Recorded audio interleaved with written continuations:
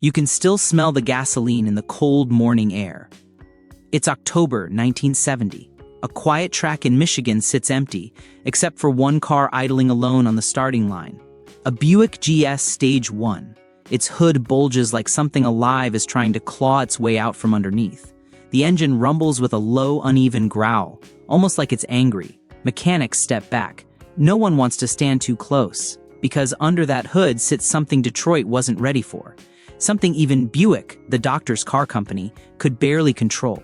Most people today remember the Hemi, the LS6 Chevelle, maybe the Cobra Jet, but almost nobody knows that the most dangerous big block of all might have been the one from the brand known for chrome, comfort, and quiet Sunday drives. And the truth is even crazier, because the Buick 455 nearly became America's most dangerous big block, not because it failed, but because it worked too well. You think you know this story? Not like this. It started in the late 1960s when muscle cars were evolving faster than Detroit could keep track. By '69, horsepower numbers were exploding, street races were getting louder, and insurance companies were starting to panic. It felt like every automaker was in a quiet arms race to build the biggest, meanest engine on American roads. But Buick wasn't supposed to be part of that fight. Buick was the brand of engineers, dentists, middle-aged men in suits. They built smooth torque, not street brawlers. But inside the company, there was a small group of rebels, men like Dennis Manor and Mike Whitaker, who believed Buick could build something different, something brutal. The inciting moment came when Pontiac, Chevy, and Oldsmobile all released their 400-plus cubic inch monsters. Buick's 400 and 430 were good, but not dominant. The division was losing respect, and Buick engineers hated that. So they made a decision, a quiet, internal, almost secret decision. They would build a 455 cubic inch big block that hit harder than anything GM had ever put on the street. And they'd do it with science, not flash. The war had begun. Right away, Buick took a different path from everyone else. Instead of chasing RPM, they chased torque. Real torque. Down low, earth-moving, twisting force that could shove a 4,000-pound muscle car across an intersection like it had been hit by a train. They started with a massive 4.3125-inch bore, just shy of Pontiac size, and paired it with a long 3.9-inch stroke. That stroke was everything. It gave the 455 a mechanical advantage that no other GM engine had, and with a compression ratio of 10, 1 in standard form, and up to 10.51 in the Stage 1, it became a monster at low and mid RPM. Officially, Buick claimed the GS 455 Stage 1 made 360 horsepower, but everyone in Detroit knew that number was fake. Because torque, Buick rated it at 510 pound-feet, at just 2,800 revolutions per minute. No other GM car, not the LS6, not the W30, not the Ram Air 4, came close to that kind of low-end violence. But there was a problem. Buick used thinner walls and lighter castings to keep the engine's weight down. A 455 Buick big block weighed almost 150 pounds less than a Chevy 454. That made it fast, but fragile. Push it too hard and the block cracked.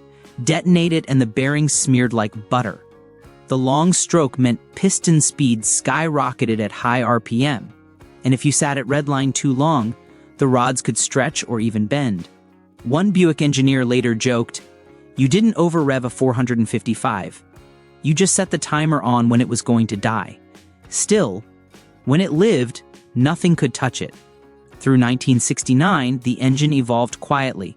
Buick tested different cam grinds, bigger intake valves, and a hotter carb setup. They found that the secret wasn't peak horsepower, it was airflow.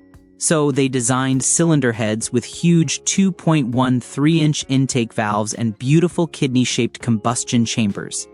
These heads kept turbulence high, mixing fuel better and hitting harder. The result? A street-legal engine that felt like a diesel locomotive wrapped in leather. But the big breakthrough came in 1970, when Buick unleashed the GSX Stage 1. And that's when things got dangerous. The first magazine that tested it, Motor Trend, was suspicious. A Buick? Fast, they wrote, but then they floored it. 0 to 60 in 5.5 seconds. Quarter mile in 13.38 at 105 miles per hour. In 1970, that was supercar territory. Faster than a Corvette 454. Faster than a Boss 429 Mustang. Faster than almost anything with a warranty. Mechanic Ken Baker said it wasn't a car you eased into, it was a car you survived. And yet, the real danger wasn't the speed, it was the engine design itself. As Buick pushed the 455 harder, problems emerged. The oiling system, designed for smooth luxury engines, couldn't keep up.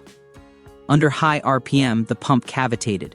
Oil pressure nosedived, bearings starved, and the long stroke amplified every weakness. If you hit 5,500 revolutions per minute and stayed there, the crank could start to whip inside the block like a jump rope. One Buick racer said, "We'd pull the pan after a run and find glitter, not the good kind." This is where the story turns, because instead of backing off, Buick doubled down. And what they found next changed everything.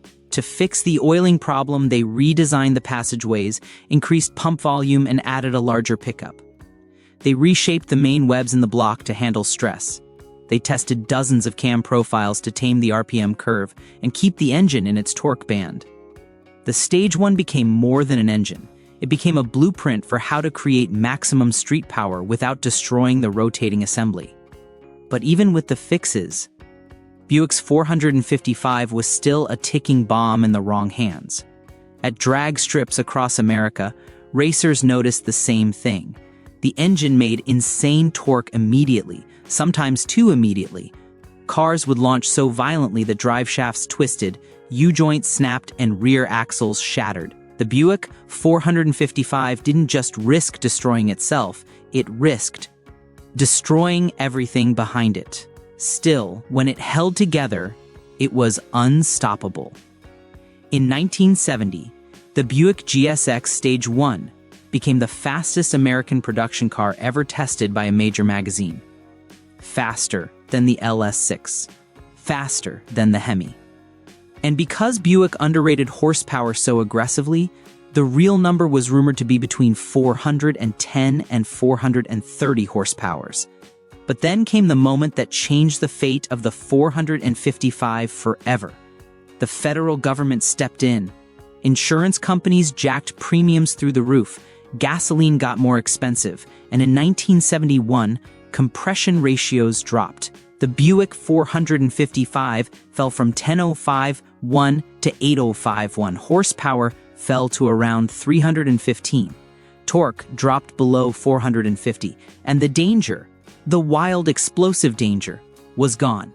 By 1973, emissions controls strangled what was left. The once fearsome 455 became a soft, lumbering giant. Still big, still torquey, but no longer the street assassin it had been. Production ended after 1976. Tooling was retired, Buick walked away, and just like that, one of the most powerful, most misunderstood engines in American history faded into memory.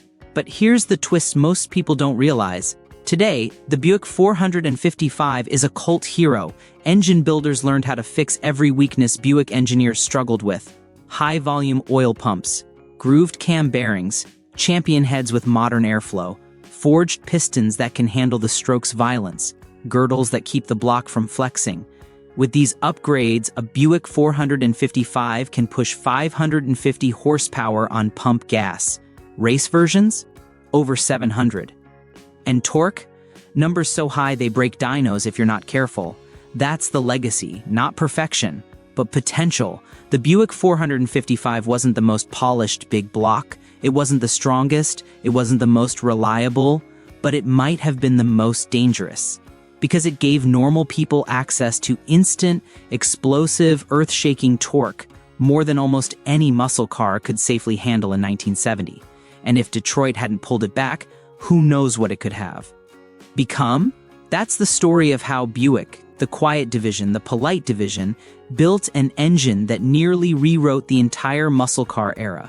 An engine that came dangerously close to overtaking the Hemi, the LS6, the Cobra Jet, not with high RPM glory, but with raw, unstoppable twist. If you enjoyed this deep dive into American horsepower history, let me know in the comments what engine or rivalry you want to explore next. Make sure to subscribe so you don't miss the next story because there's always another legend hiding under a dusty hood, waiting to be uncovered.